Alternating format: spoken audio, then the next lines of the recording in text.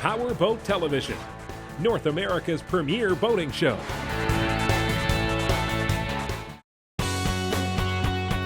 Time for My Boat. Last week on My Boat, we began the process of repowering this 1984 Bayliner with twin Yanmar diesels.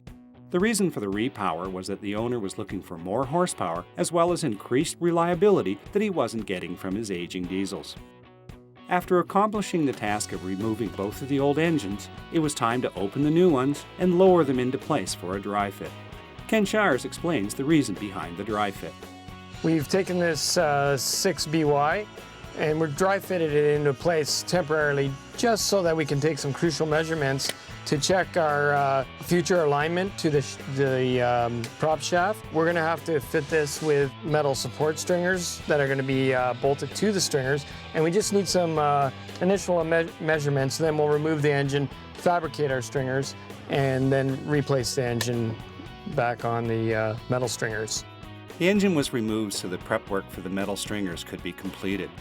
First, the old stringers were cut down to reduce the height of the new engines. Once that was completed, the fiberglass crew could repaint the entire bilge to restore it to a like-new condition. Aluminum supports were then added to the stringers by first drilling pilot holes, then securing with lag bolts, as well as through bolts through the existing stringer.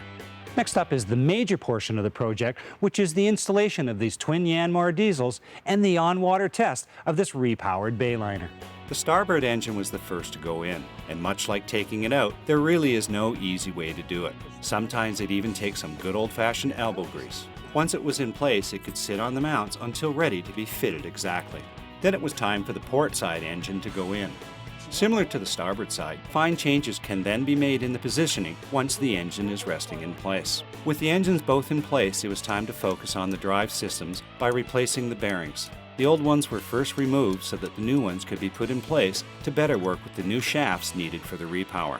Once the shafts were in place, the props, which had been repitched from 17 to 20 inches, were then installed. After everything was lined up, the engines can be secured into place.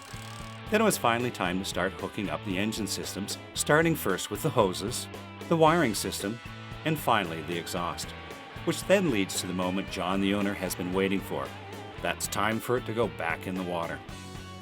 That also happened to be just as the IPS technician, Joe Borg, arrived to fill the new engines with fluids. First with oil, then with antifreeze.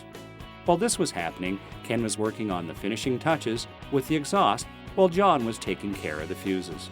Getting closer to fire-up time, Joe checks the throttle systems to see if the gauges are working. And finally, the last step is to remove the factory code of the engine so it can be fired up freely. Sounds great. And with a quick check of the oil, it was time to head out for the water test. With twice as much horsepower added and 2,000 pounds removed from the boat, everyone was interested in what the results would be. As John started to accelerate, it was clear there was going to be a difference. At 2,500 RPM, we were at 14.5 miles per hour with a very efficient fuel flow of 4.5 liters, and moving up to 2,800, we found a comfortable cruising speed of 15.1 miles per hour. Opening up the throttles, we hit a new top speed of 29.1 miles per hour at 4,100 RPM.